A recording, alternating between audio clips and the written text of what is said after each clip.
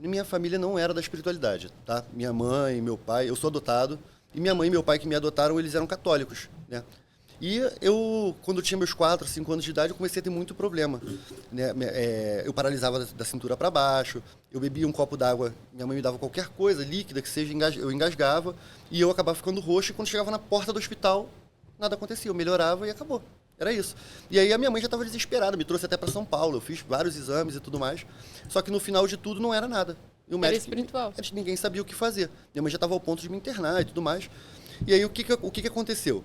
A minha tia, uma tia que eu tenho, falou para ela, deixa eu levar ele num terreiro de macumba. Aí minha mãe, pô, mas sabe que a gente não gosta, não sei o quê. Minha mãe, deixa eu levar. E me levaram. E aí quando eu lembro, eu tinha 4 anos de idade e eu me lembro, eu entrando de mão dada com a minha tia no terreiro de macumba, e era uma gira de Exu. E aí o Exu que estava parado, assim, em frente à casa de Exu, era um Exu chamado Meia-Noite. E aí ele falou assim pra mim não, pra minha tia, né? Falou, vem cá. Aí a gente foi, minha tia de mão dada comigo, e falou assim pra minha tia, pode levar ele embora. Nunca mais ele vai ter nada disso. Mas nunca mais ele sai daqui. Toda vez ele vai ter que estar aqui, até me arrepia. Toda vez ele vai ter que estar aqui para poder desenvolver, porque ele vai ser um babalorixá no futuro e tudo mais. Minha tia falou com a minha mãe, e aí minha tia pegou o encargo, como minha mãe tinha pavor, minha tia pegou o encargo de me levar até o terreiro e me trazer de volta do terreiro para casa todos os dias, até eu fazer meus 12, 13 anos, quando eu conseguia já pegar um ônibus, e eles me esperavam no ponto, e assim eu comecei na Umbanda. Quando eu fiz 13 anos, quando eu fiz 12 para 13 anos, minha mãe falou assim, pô, ele nunca mais teve nada, vou tirar ele.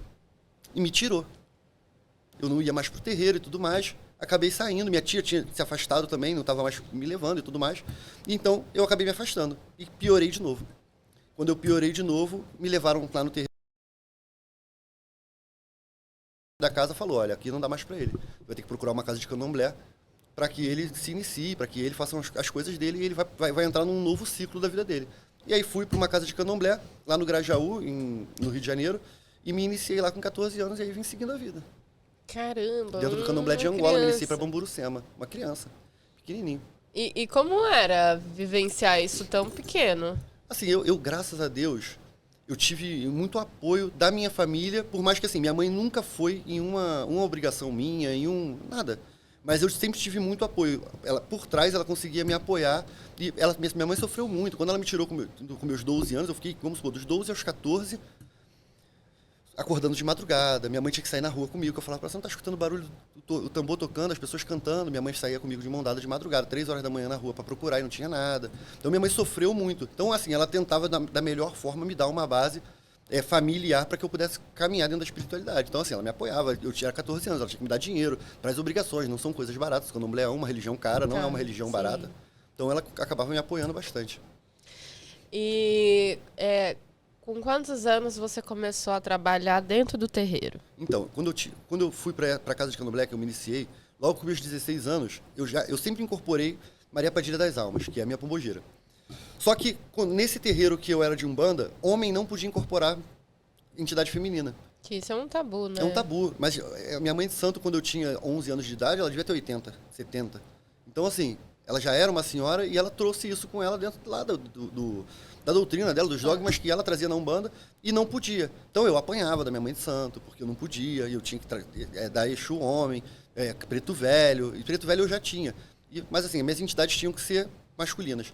Então eu acabei sofrendo muito com isso. E quando reprimindo o sim, lado feminino, né? Sim, e quando eu fui para a parte do candomblé, isso ficou mais leve, mais solto. Então, parece que eu acumulei, a sensação que eu tenho é que como se eu tivesse acumulado toda a minha história com Maria Padilha durante a infância, aquela coisa presa e oprimida, e quando eu fui para o candomblé, parece que isso explodiu.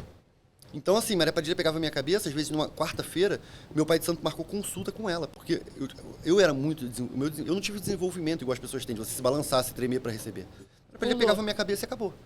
Eu era muito novo, muito criança, como é que ia me botar concentrado em algum lugar? Uhum. Então, foi uma coisa muito direta. E aí, toda quarta-feira eu já atendia 40 pessoas. De Pombagira, toda quarta-feira. Então, fui embora. E você sente, de alguma maneira, assim, responsável por algo muito grandioso, por você ter desenvolvido tão pequeno ainda? Eu nunca tive essa percepção de ter ter uma responsabilidade muito grande por eu ter começado novo e tudo mais. Eu acho que essa questão da responsabilidade, ela veio de acordo com o tempo, porque com 18 anos meu babalorixá já queria abrir barracão para mim. ele queria acelerar um processo para mim que eu tinha essa necessidade, mas que talvez eu não tivesse tão pronto. Então, assim, eu tropecei, eu caí, eu rolei, até que eu me estabilizei. Então, essa responsabilidade, eu já tinha ela, já deveria ter ela, mas não tinha ainda, e aí fui devagarzinho galgando até que me estabilizei aí para Babalorixá, e aí você vai sabendo administrar melhor, porque é uma coisa muito séria, né? A vida de outra pessoa. Vamos assim, falar um pouco agora sobre o Exu e Pombagira.